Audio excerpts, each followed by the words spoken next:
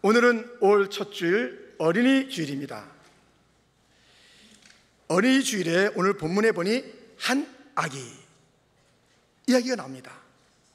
이 아기가 누굴까요? 예수 그리스도이십니다.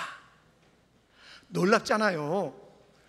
전능하신 하나님이시고 천지를 창조하신 그분이 자기가 지은 피조세계에 사람으로, 그것도 갓난아이로 오신다는 것이 너무 놀랍잖아요. 이 엄청난 사건입니다. 엄청난 이야기입니다. 오늘 우리는 본문에 등장하는 한 아기, 곧 예수님의 이야기를 살펴보면서 어린이 주일을 맞이해서 각 가정의 우리의 어린이들, 교회 학교의 다음 세대들, 그리고 여전히 어린아이와 같은 우리들 어떠한 삶을 살아야 하는지 교훈을 받고자 합니다. 오늘 본문에 나타난 어린 그 예수님은 어떠한 아기일까요? 첫 번째, 다양성의 아기입니다. 그 이름이 다양해요. 6절 말씀해 보면 이는 한 아기가 우리에게 낳고 한 아들을 우리에게 주신 바 되었는데 그의 어깨는 정사를 메었고 그의 이름은 기묘자라 모사라 전능하신 하나님이라 영존하시는 아버지라 평강의 왕이라 할 것입니다. 한 아기인데요, 근데 그분의 이름이 너무 다양하고 놀라운 거예요. 기묘자, 모사라, 원더풀, 카운셀러, 그는 전능하신 하나님이라 영존하시는 아버지, 평강의 왕. 하나하나 그 이름이 얼마나 소중하며 또 그 전체가 다양한지 알 수가 없습니다. 한 아기. 여러분, 특별히 이제 동양의 부모들, 좀 더 우리 한국의 부모들은 이 다양성을 잘 인정하지 않으려고 그래요.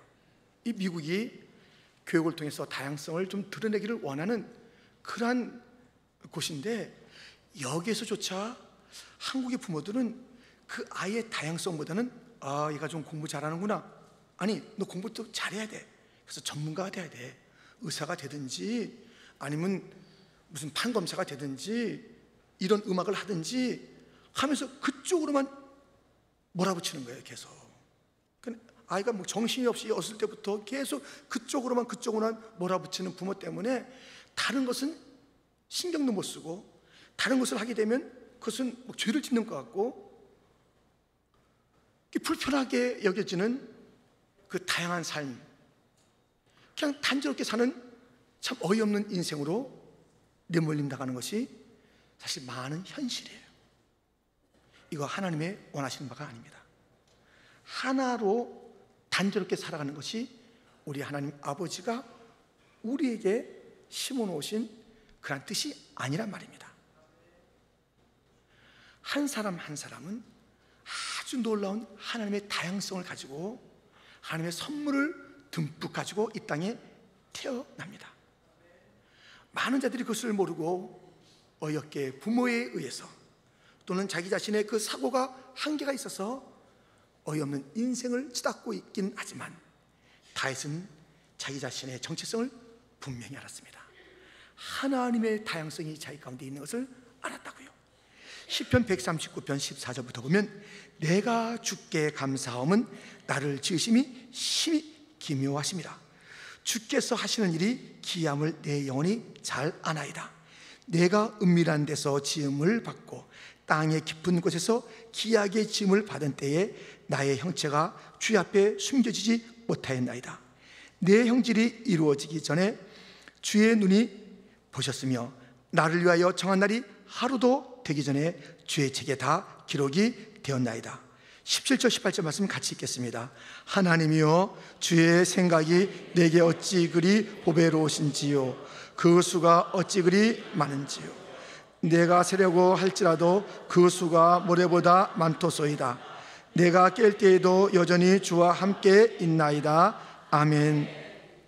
자기가 지을 그때부터, 짓기 전부터 주님은 나를 아셨고 나에 대한 그 수가 생각이 많다라고 그래요.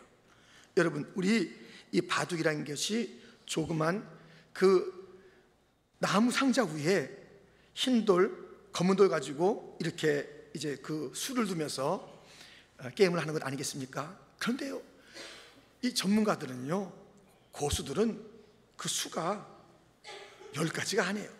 100가지, 1000가지 그 이상의 수를 가지고 그 돌판을 바라보고 있다는 것입니다.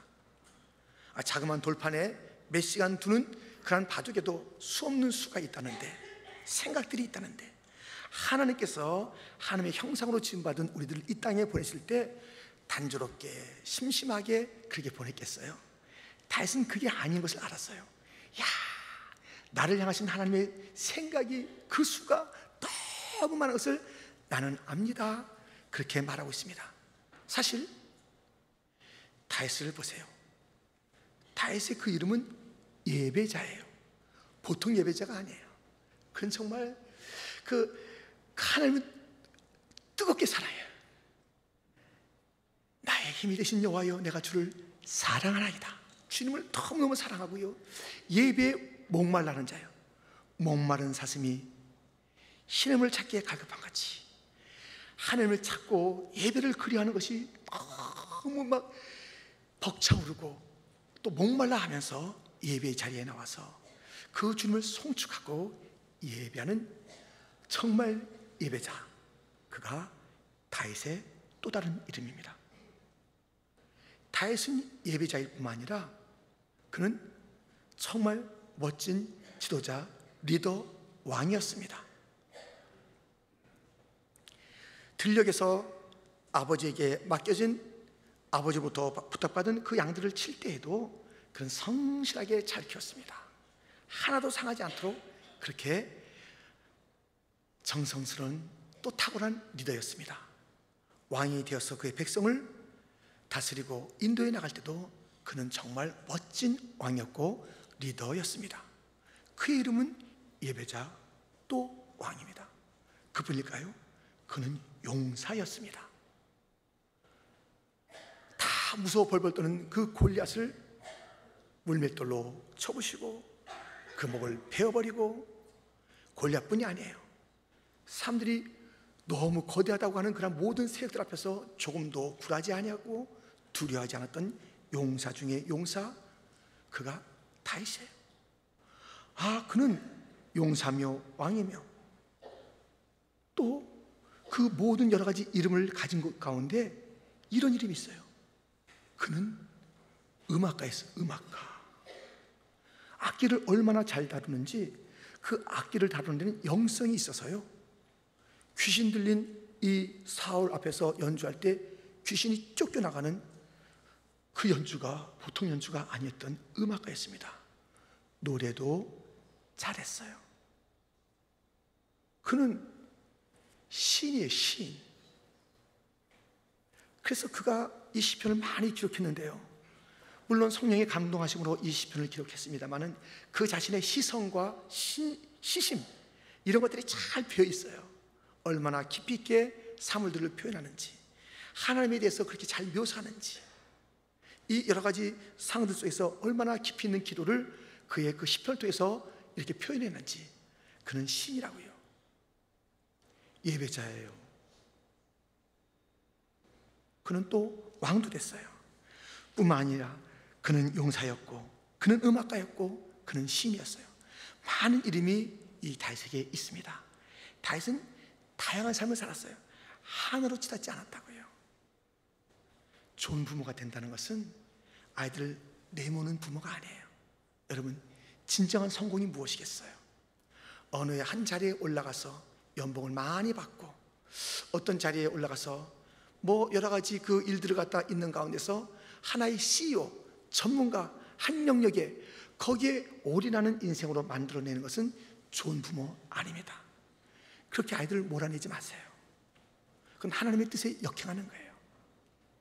하나님께서 그에게 준 다양성을 찾아내고 격려하고 응원하고 후원하고 기도해 줘야 되는 거예요.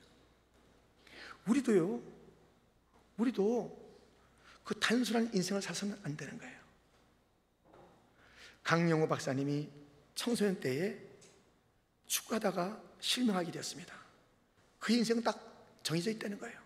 너는 이제 눈을 못 보는 자이고 맹이니까 이런 삶을 살아라. 부모도 친구도 다 그를 내쳤지만 그에게 나왔던 한 자원봉사자 여인, 대학생 누나가 그에게 가능성을 보여주고 다양성을 찾아줘요. 너 지금 눈은 안 보이지만 다른 모든 것은 다 할 수 있잖아. 내가 너의 눈이 되어줄게. 내가 너의 눈이 되어줄게. 다양한 삶을 살자.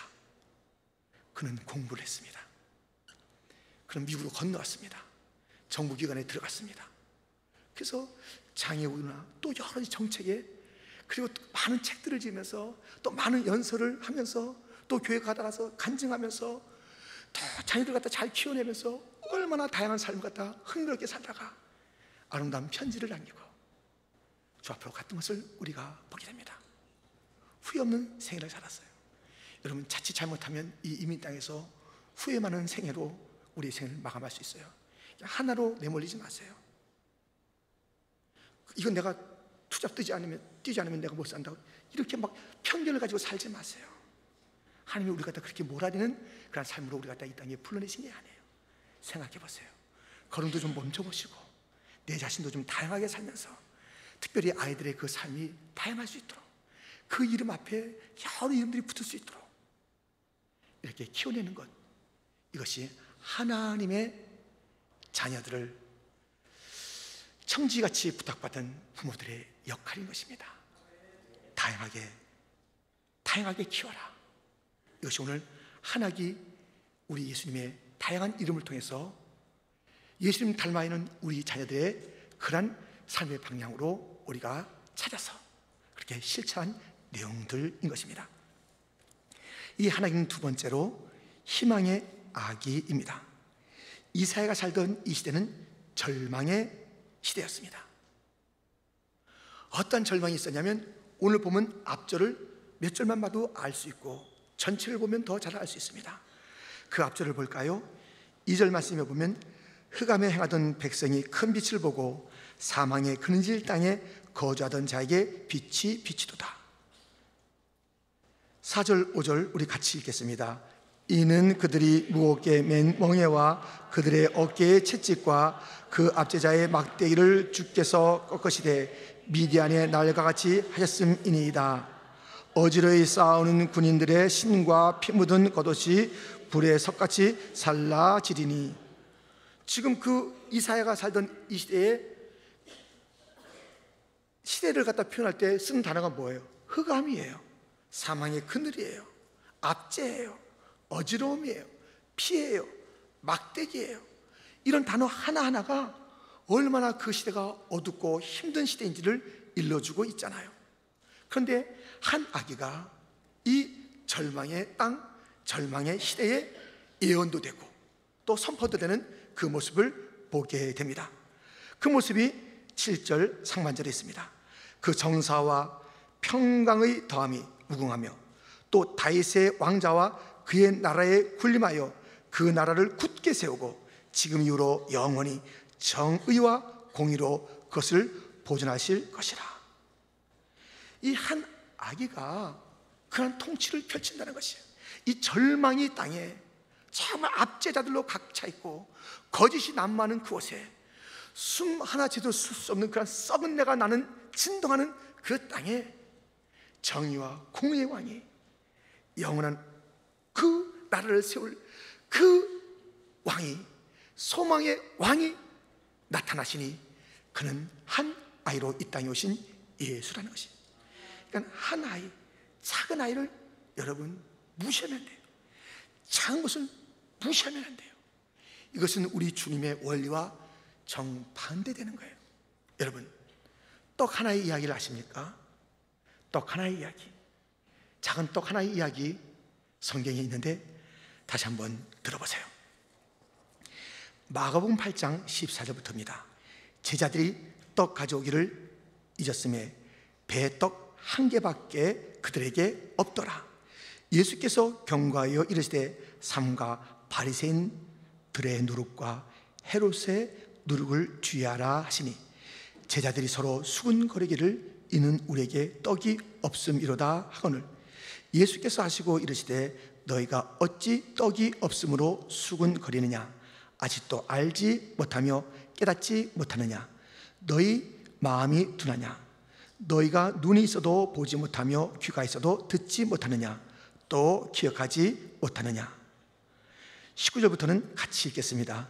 내가 떡 5개를 5,000명에게 떼어줄 때에 조각 몇 바구니를 거두었더냐 이르되 12이니이다. 또 7개를 4,000명에게 떼어줄 때에 조각 몇 광주를 거두었더냐 이르되 7이니이다. 이르시되 아직도 깨닫지 못하느냐 하시니라. 아멘. 지금 이 말씀 그대로예요. 배를 타고 가는 그 길입니다. 얼마나 궁진하겠고 또 배고프겠어요. 근데 음식이라고는 딱 떡 한 개밖에 없어요. 떡 한 개밖에 없어요. 그 떡 한 개밖에 없는데 쟤들이 수근수근 되는 거예요. 뭐라고 수근수근 되냐면 야 우리가 떡이 없어 그러는 거예요. 떡 하나 있는데 하나는 떡도 아니에요. 하나는 치지도 않아요. 그 누구 코에 붙여요 그 떡을. 그러니까는 그것은 아예 접어두고 생각도 안 하고 우리 떡이 없는데 하면서 수근수근 되는 거예요. 그때 예수님께서 뭘 수근수근 돼? 너희들이 왜 아직까지도 깨닫지 못하느냐? 눈이 있어도 왜 보지 못하고 귀가 있어도 듣지 못하고. 그렇게 말씀하시면서 주님께서 무슨 말씀하십니까? 이 놀라운 수학의 이야기를 하시는 거예요. 무슨 얘기를 하냐면 야 떡 5개 가지고 5,000명이 먹었어. 몇 강줄이 남았지? 몇 강줄이죠? 12강줄이에요. 그 다음에 떡 7개를 가지고 4,000명이 먹었어. 몇 강주가 남았지? 7강줄이에요. 주님께서 이 숫자 갖다가 이렇게 계속 저렇게 말씀하시고 묻는 이유가 있어요. 지금 조금 전에 말씀드린 그것에는요 떡이 7개가 있을 때는 4,000명이 먹고 7강줄이, 그보다 적은 떡 5개가 있을 때는 5,000명이 먹고 12강줄이. 떡의 숫자가 작으면 작을수록 더 많은 역사가 나타났다는 거예요. 그 한계는 어떻게 했느냐 이거예요. 한계는 이 한계는 어떻게 했느냐. 지금 그 대조를 해가시는 장면이에요. 도대체 너희들 이 떡 한 개를 무시하고 있다는 거예요. 7개가 그런 역사를, 더 작은 5개는 더 큰 역사를, 이젠 떡 한 개야. 얼마나 놀라운 일들이 있겠느냐. 왜 이것을 무시하느냐 말씀하고 있는 거예요. 지금 우리는요 너무 작다라고 무시해요. 얘가 뭘. 우리 교회학교 애들 갖다가 너무 무시해요. 네가 뭘. 부정적으로 얘기할 때가 많아요. 예수님이 작은 한 아이였는데 온 세상을 바꾸는, 온 세상을 변혁시키는 그 소망의 빛이 아니십니까? 이 작은 떡이라도 수만 자를 먹이고 남는 그런 일들을 한다는 것이에요. 이 작은 아이, 이 아이는 우리 가운데 왜 보내졌는가? 이 절망의 땅에, 이 어둠의 땅에, 사망의 그늘이 있는 그 땅에 소망 덩어리로 보내준 거예요. 비록 작은 아이지만 이 아이에게 소명이 있다는 것이에요. 이 어둠을 밝힐 소명이 있다는 것이에요. 이때에 하나님의 영광을 위해서 쓰임받을 그러한 자라는 것이에요. 수많은 굶주린 자에게 배부름을 줄 수 있는 그런 놀라운 그런 하나님의 사람으로 보냈다는 것이에요. 왜 무시하고 함부로 말하느냐? 함부로 왜 대하느냐? 너무 우리는 작은 것을 무시하고 있습니다. 한 아이로 오신 예수님의 그 위대하심을 우리는 또 잊어버리고, 하나의 도시락이었던 오병이어를 통해서 그렇게 주님께서 축사하셔서 보여줬던 그 이적들은 다 잊어버리고, 적으면 그거밖에 못 봐요. 우리의 숫자, 우리의 관점, 우리의 시각이 단 줄 알아요. 하나님의 관점으로 이것을 봐야 돼요. 특별히 여러분 생각해 보세요. 이 봄철에 우리가 씨앗을 심을 때 작은 것을 심잖아요. 아주 작은 것, 보이지 않는 것을 심지만 그것이 자라서 큰 열매를 거두는 그 가을날이 있지 않습니까? 뭐든지 시작은 작은 거예요. 예수님의 시작도 작았고, 우리의 자녀들의 시작도 작고, 아니 여러분과 저의 시작도 작았습니다. 점점 그 놀라운 일들이 벌어지고 있는데 지금 눈에 보이는 것은 여전히 또 잊어버리는 것이에요. 작은 것은 작은 것이라는 거예요. 여전히 무시하고 안 된다고 그러고, 지금 좀 성적이 나쁘면 그것이 전부인 줄 알고, 너 큰일 났다. 어떻게 하면 좋을로? 집안 망신 그만 시켜. 이걸 공부라고 하느냐? 내가 너 이러라고 이렇게 내가 이렇게 생고생하는 줄 아느냐? 수 없는 상처. 그에게는 성적이 있을 때는 자녀가 되는 것이고, 성적이 좀 나쁠 때는 이건 천하에 못된 근심덩어리가 되는 것이고, 그렇게 자녀를 바라보지 말라는 것이. 아무리 작은 자녀도 하나님께서는 엄청난 가능성을 그에게 심어두며 우리에게 보내준 선물이니, 그를 긍정하고 격려하고 소망의 이야기를 던져줌으로써 정말 주님께서 원하셨던 그 삶을 살아갈 수 있도록, 한 작은 떡이 수많은 자를 살렸단다. 너도 할 수 있다. 너도 할 수 있다. 하나님이 하시면 너도 할 수 있다. 너는 이 시대에 소망을 밝힐 희망의 아이야. 긍정하며 소망하며 기대주며 격려하는 부모가 되기를 주님의 이름으로 축원드립니다. 하나님 예수님은 이렇게 다양성의 악이었고 희망의 악이었습니다. 그 아이의 세 번째 특징은 이것입니다. 의존의 악이었다는 것입니다. 어느 아기도 자기 힘으로 살아갈 수 없습니다. 다 의존해야 돼요. 예수님도 의존적 존재로 이 땅에 태어나셨습니다. 예수님께서 이 땅에 오셨을 때 기다리고 있었던 것은 헤롯의 칼이에요. 다 죽여버리겠다는 거예요. 이 죽음의 칼이 기다리고 있는 그때에 예수님께서 태어나셨어요. 그런데 이 헤롯이 막 무서운 새를 가지고 아이들을 갖다 잡아 죽겠다고 하는 그 일들이 있을 때, 우리 예수님은 예수님이니까 악이지만 탁 침대에서 일어나가지고 통통통 뛰어나가지고 어디서 늘 까부는 거야 하면서 예수님께서 그렇게 하지 않으신다니까요. 그냥 부모님한테 안겨 있어야 되는 거예요. 어떻게 할 수 없는 그런 아이예요. 의존의 아이예요. 의존의 아이예요. 그래서 이 부모가, 이 요셉과 마리아가 이 모든 거대한 헤롯의 칼, 그 죽음의 서슬퍼런 일들이 벌어지고 있는 그 땅에 부모들이 이 악의 것을 다 감쌀 수 있었을까요? 보호할 수 있었을까요? 안 돼요. 사랑이 모자란 것은 아니지만, 관심이 없는 것은 아니지만, 그 부모가 다 할 수가 없어요. 하나님이 개입하셔야 되는 거예요. 마태복음 2장 13절 말씀입니다. 그들이 떠난 후에 주의 사자가 요셉에게 현모하여 이르되 헤롯이 아기를 찾아 죽이려 하니 일어나 아기와 그의 어머니를 데리고 애굽으로 피하여 내가 네게 이르기까지 거기 있으라 하시니, 주의 사자가 그 삶 가운데 개입해야 돼요. 주님의 그 인도하심을 받아야 되는 거예요. 아기 예수님이 어떻게 할 수가 없어요. 그 부모도 어떻게 할 수 없어요. 주님이 개입해야 그 인생이 되는 거예요. 그런데 오늘 본문에도 그런 말씀이 있어요.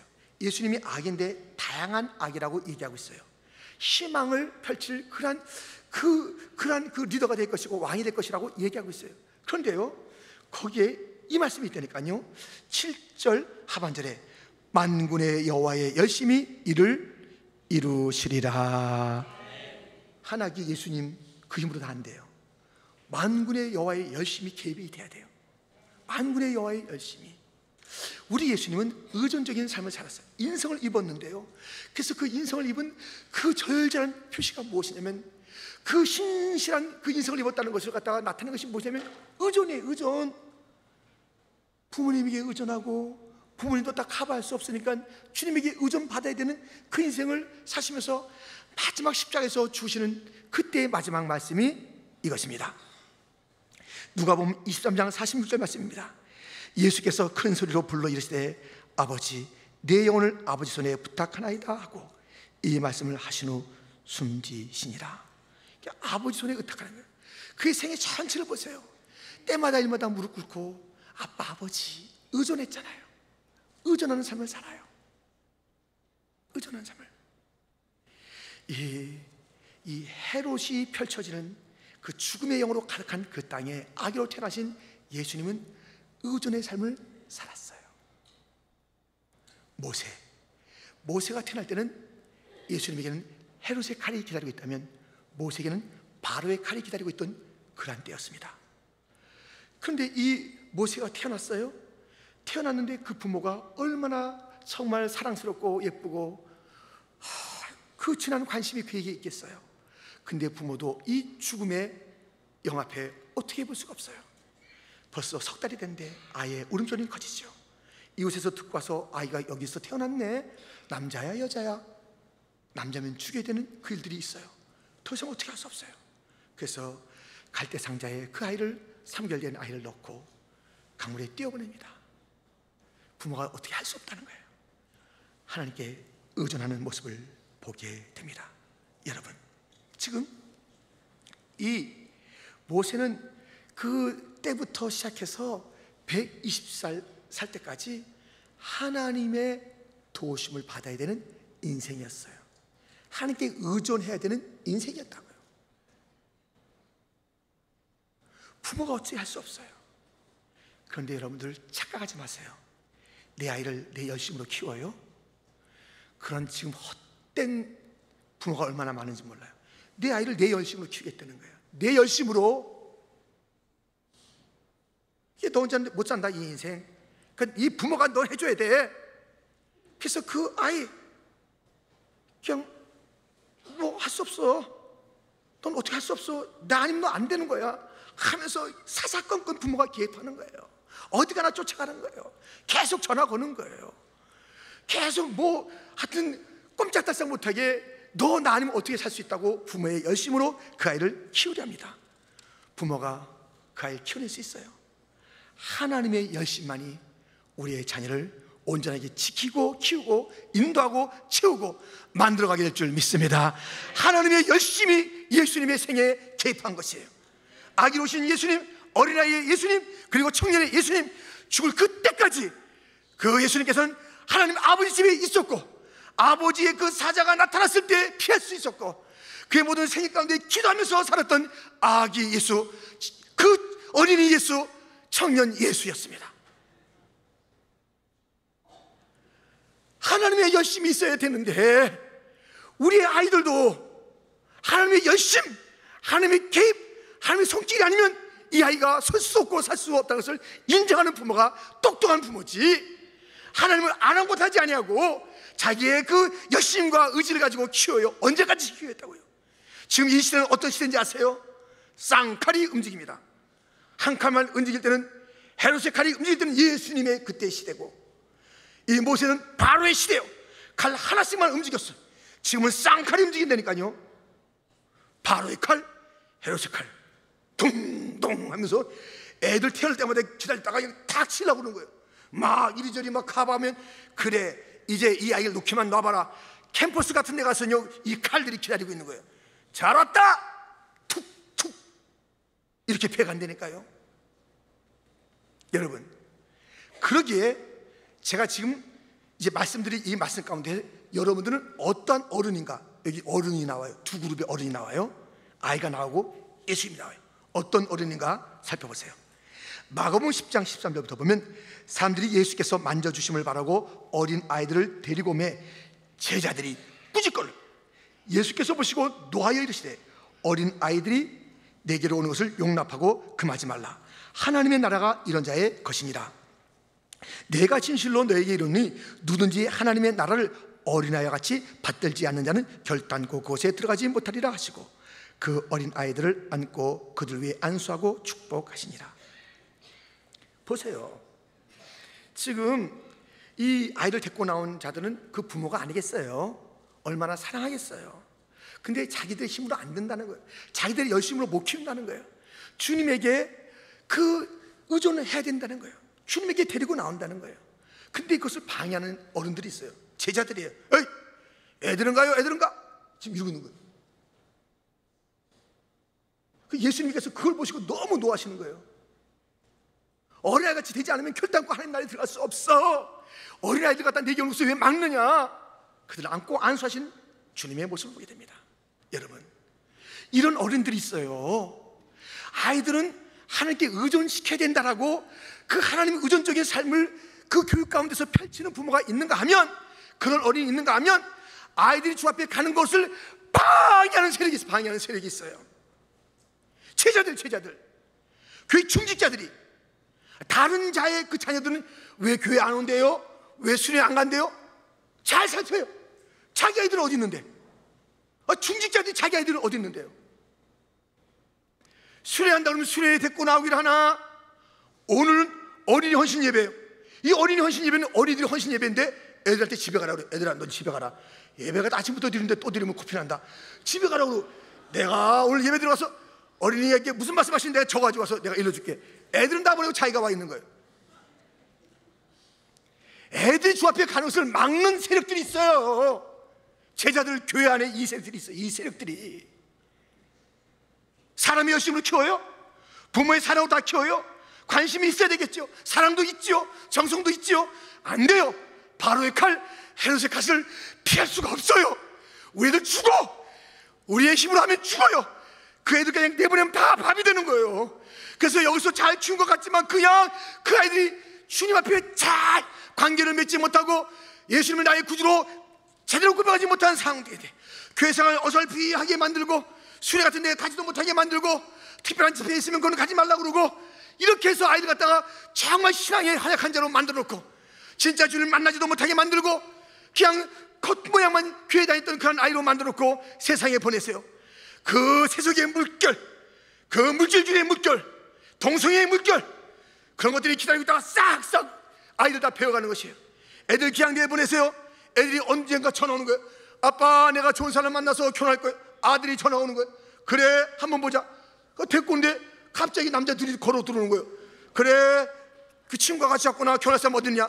얘하고 결혼할 건데요. 이런 날이 온다니까요. 아니, 왔어요 벌써. 아니, 동성으로 결혼을 하겠다는데 그렇다가 몰랐으면 모를까 꼬준히 알게 됐어요. 우리가요 이 남자하고 나도 남자인데 결혼합니다. 그러고 오는 거예요. 꽃 해주세요. 못합니다. 그런 꽃 못 만들어요. 그래요? 신고 좀 하겠습니다. 그래가지고 그 그리스도인이 동성애 그 결혼의 꽃을 갖다가 못 팔겠다고 했을 때 그 집을 다 망하고 문을 닫게 만들고 보상을 받을 때까지 하는 것이 미국 땅이에요. 미국 땅. 이것이 미국 땅이에요. 이것이 미국 땅. 워싱턴 대통령이 꿈꿨던 땅이 아니에요. 아브라함 링컨이 어머니에게 받았던 그 성경 하나로 그 나라를 세웠던 그 땅이 아니에요. 오늘도 대통령마다 이 성경 위에 손을 얹고 그렇게 하지만 대통령이 나서서 동성애도 괜찮다, 이 모든 허접한 그런 일들 갖다가 꿈꾸게 만들고 이것은 다 문화야, 이것은 사람의 한 기호일 뿐이야, 법원도 함께 춤을 추게 만드는 그런 나라가 미국 땅이에요. 이곳에 하나님을 의존하는 그러한 신앙을 키우지 않고 내보내면 되겠습니까? 오히려 어른들이 그것을 막고 있는 거예요. 막고 있는 거예요. 좋은 부모가 누군가 많은 것을 장난감을 사주고 때마다 선물 사주고 또 여행 가라고 돈도 대주고 또 뭐 십장가 가라고 준비했던 돈이 갖다 맨마블 있다고 찾아가라고 그러고 집 산다고 그러면 집값 대주고 하나는 안 해줘. 예수님을 의존하는 그 신앙은 안 해주는 거예요. 망치는 거예요. 망치는 거예요. 그게 모든 것이 없다 할지라도 예수님만 의존하고 하나님 의존하는 그 신앙. 내 아기야, 내 아기야, 너의 삶은 하나님께서 이루어가신단다. 너는 하나님을 의존해야 된단다. 좋은 부모는 자기 자신이 하나님을 의존하는 삶을 사는 거예요. 하나님을 의존하는 삶을 사는 거예요. 그래서 아이들이 그 부모에 대한 생각을 떠올릴 때마다 지금 보는 것도 마찬가지고 우리가 먼저 떠날 수가 있잖아요. 우리 아이들하고 헤어질 그런 그 시간들이 있잖아요. 그때 부모에 대한 그 이미지가 무엇이에요? 맨날 우리 엄마는 집에서 리모컨만 찾아. 야, 리모컨도 있어. 연속 못 보겠다. 야, 태양의 후예. 그거 봐야지. 이렇게 하면서 리모컨만 찾아. 아빠는 교회 다니는데 그냥 이상하게 담배 냄새가 나는 것도 같기도 하고 어떨 때는 막 저녁에 들어와서 뭐 뻥뻥 차기도 하고 그리고 또 교회 갈 땐 착착착 뭐 뿌리고 탁 뿌리고 나서 그리고 교회 가시고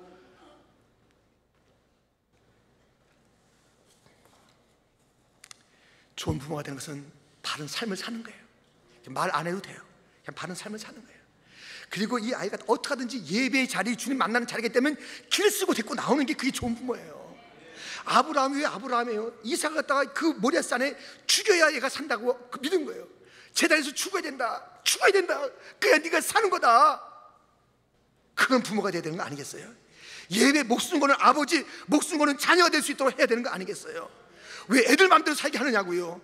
그리고 내 열심만 있으면 이 아이들 다 지킬 줄 알고 그렇게 착각하고 있냐고요.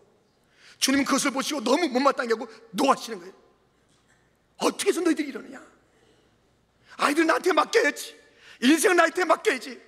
그 아이들 너의 소유가 아니야. 이 아이들은 진짜 내 것이야. 내가 너를 지명하여 불러니 너는 내 것이라. 내 것이라. 너는 내 것이라. 그 내 것이라고 외치는 자 하나님이시며, 내 것이라는 그 대상이 우리의 자녀들인 것이에요. 우리들은 그 아이들의 주인이 아니에요. 청지기일 뿐이에요. 주님께서 우리 각 가정에 몇 명씩 맡겼을 뿐이에요. 어떨 때는 뭐 맡기지 않고 그냥 교회에 많은 그런 그 다음 세대를 두면서 여기가 너의 그런 자녀가 될 수 있어. 바울이 홀로 독신으로 살았지만 수많은 믿음의 아들들을 두면서 살았던 것처럼 그렇게 하시는 거예요. 다 내가 주인 아니라니까요. 주님이 주인 마음대로 키울 수 있도록 주 앞에 가지고 나가야지. 주님의 그 지혜와 주님의 능력에 맡겨야지. 여호와의 열심히 이루시도록 하나님께 맡겨야지. 어찌 이 아이를 하나님 앞으로 나가는 시간마다 길목에서 막아서고 그런 일들의 그 모습을 갖다 보이지 않아서 그냥 교회 갔다 와서 사는 것은 그냥 세속적으로 사는 것을 그런 거 보여주면서 신앙생활은 교회 가서 잠깐 하는 것이고 사람들이 있을 때 방긋 하는 것이고 그 다음에는 웃든지 싸우든지 막 삶이 막 우왕좌왕해 가면서 살게 하는 그런 부모가 되는 것이 좋은 부모겠냐고요.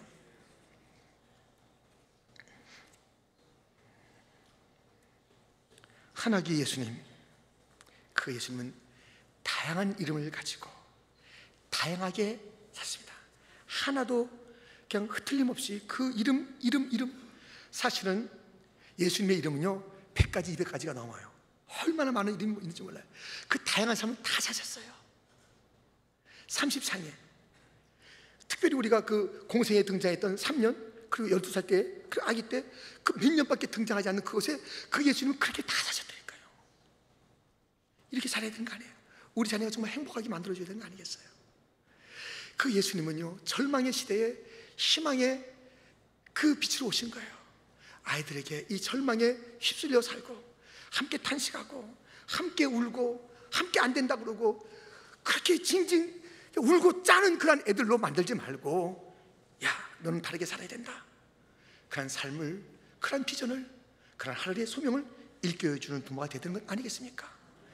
일 있을 때마다 자기가 신앙의 그 본을 보이고 하나님 의존적인 삶을 살고 아이들을 하나님께 의존하는 삶을 살게 하다가 그 아이가 떠나갔을 때 캠퍼스는 어떻고 또 뭐 그 어떤 오지면 어때요? 그 골짜기에서도 반듯하게 믿음으로 살아갈 요셉 같은 자들로 우리가 만들었는데, 그렇게 키웠는데, 그렇게 주님 앞에 의탁하며 나갔는데, 우리가 떠나도 두려움이 없는, 우리가 멀어져도 걱정하지 않는 하나님의 의존적인 그런 자녀로 우리가 만들어야 되는 건 아니겠어요? 여호와의 열심이 너에겐 필요하다. 하나님은 열심히 너를 돌보고 계시다. 하나님만 바라봐라. 네 스스로의 열심으로 사는 인생이 아니다. 거기에 진정한 인생의 길이 있는 것이 아니다. 여호와의 열심을 기대하며 기도하며 살아라. 우리 이 시간은 한 2, 3분 자녀들을 위해서 통성으로 기도했으면 좋겠어요. 여러분의 자녀들은 많이 컸겠어요. 손주가 있는 분이 대부분이에요. 이 자리에는 자녀들 아직도 맡겨야 돼요. 그리고 손주, 손녀 다 맡겨야 돼요. 우리 교육부 맡겨야 돼요. 우리 자신이 아직은 자녀가 없다 하면은 내 자신이 이러한 그 하나의 같은 그런 비전을 가지고 다양성을 가지고 살게 하소서, 소망으로 살게 하소서, 하나님만 의존하는 자녀가 되게 하여 주옵소서. 아이같이 주를 의존하지 않으면 천국 갈 수 없다고 했는데 그 의존적인 그러한 자녀가 되게 하여 주옵소서.